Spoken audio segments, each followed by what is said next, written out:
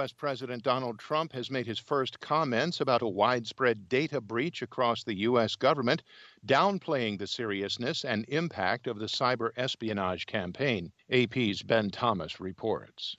In a pair of tweets, President Trump suggests, without evidence, that China, not Russia, may be responsible for the attack. In his first comments on the breach, Trump scoffed at the focus on the Kremlin and downplayed the intrusions, though the government's cybersecurity agency has warned they pose a grave risk to government and private networks. And Secretary of State Mike Pompeo said Friday that Russia was pretty clearly behind the cyber attack. It's not clear exactly what the hackers were seeking, but experts say it could include nuclear secrets, blueprints for advanced weaponry, COVID-19 vaccine research, or information for dossiers on government and industry leaders. Ben Thomas, Washington. President-elect Joe Biden on Saturday rolled out an environmental team that he hopes will steer America toward greater action to curb climate change and to protect the nation's air and water. The president-elect told reporters as he introduced his choices that there was literally no time to waste. Biden compared the climate threat to the calamity of the coronavirus pandemic and pledged to take action. Just like we need to be a unified nation in response to COVID-19, we need a unified national response to climate change. We need to meet the moment with the urgency it demands, as we would during any national emergency. The approach is a shift from Donald Trump's presidency, which has been marked by efforts to boost oil and gas production while rolling back government efforts intended to safeguard the environment.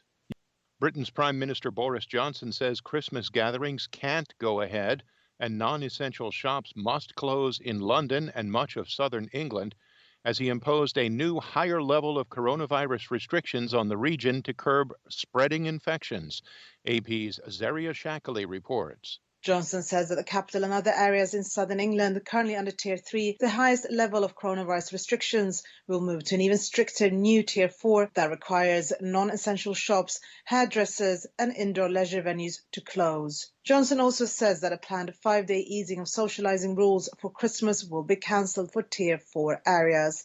In England, those living in Tier 4 areas should not mix with anyone outside their own household at Christmas. No mixing of households will be allowed except for under very limited conditions outside in public places.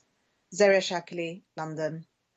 The Army General in charge of getting COVID-19 vaccines to the United States is apologizing for what he calls miscommunication with states over the number of doses delivered in the early stages of the rollout.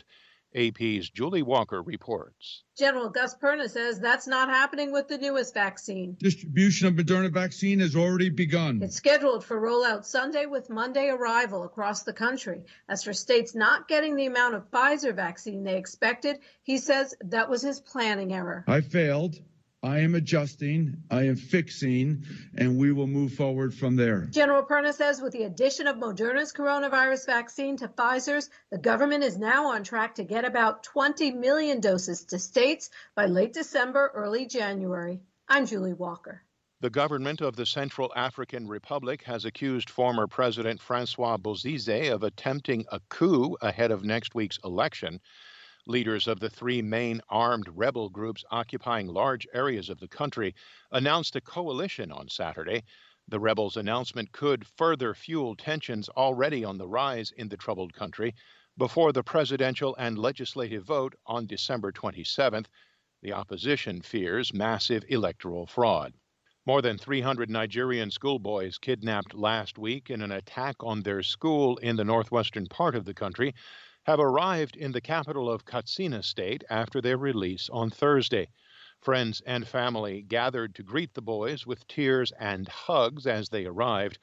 Nigeria's Boko Haram jihadist rebels claimed responsibility for the abduction, saying they attacked the school because they believe Western education is un-Islamic.